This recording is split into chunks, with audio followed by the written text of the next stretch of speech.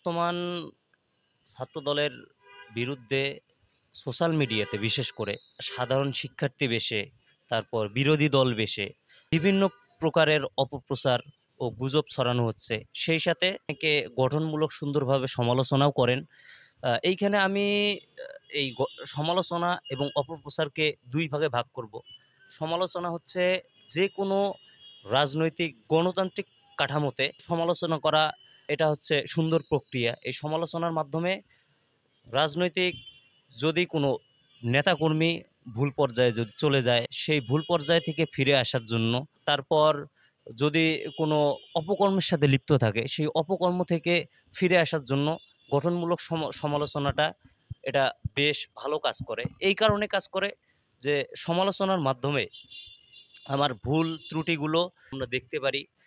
তারপর সমালোচনার মাধ্যমে আমরা কিছু শিখতে পারি এবং আবারও আমরা সঠিক পথে আসতে পারি। কিন্তু যদি অপপ্রচারের কথা বলি, তাহলে অপপ্রচার হচ্ছে সাধারণ জনগণের মধ্যে মিথ্যা, বানোয়াট বিভিন্ন প্রকারের কোনো গঠন ছাড়া, কোনো গণতান্ত্রিক প্রক্রিয়া ছাড়া, এমনকি আইন ভঙ্গ করার মতোও বিভিন্ন অপবাদ দিয়ে মানহানি, এই রকমের অপবাদ দিয়ে গুজব ছড়ানো হয়, অপপ্রচার চালানো হয়। তো এই অপপ্রচার থেকে আমরা কিছু শেখা তো দূরের কথা, এই অপপ্রচারের মাধ্যমে হিংসাত্মক মনোভাব বা হিংসা-প্রতিহিংসার রাজনীতি তৈরি হয়।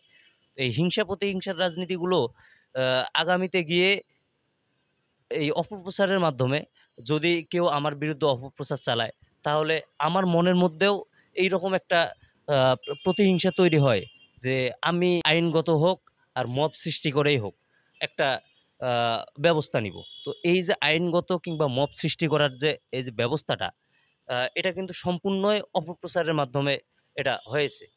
উল্টা দিকে যদি সমালোচনার কথা বলেন, তাহলে সমালোচনার মাধ্যমে আমরা বিভিন্ন ভুল ভ্রান্তি শিখে তারপর আমরা সুষ্ঠু ধারার রাজনীতিতে চলে আসতে পারি। তো এই হলো অপবাদ এবং সমালোচনার মধ্যে পার্থক্য। তাই আমি আ বিরোধী রাজনীতি পক্ষ হোক কিংবা সমালোচনাকারীরা কিংবা যদি শত্রুও হয়, তাহলে আমি তাদেরকে বলব যে আপনারা আ গঠনমূলক সমালোচনা করুন। যেন এই সমালোচনার মাধ্যমে যদি কোনো নেতাকর্মী যদি ভুল পথে থাকে, তাহলে তারা সঠিক পথে চলে আসবে। আর অপপ্রচার থেকে দূরে থাকুন। এই অপপ্রচারের মাধ্যমে শুধু হিংসা-প্রতিহিংসায় না, এই অপপ্রচারের মাধ্যমে রাজনৈতিক বিভিন্ন দ্বন্দ্ব, রাজনৈতিক উচ্ছৃঙ্খলতা এইসব সৃষ্টি হয়। আমার মতামত এইটুকুই। ধন্যবাদ আপনাকে।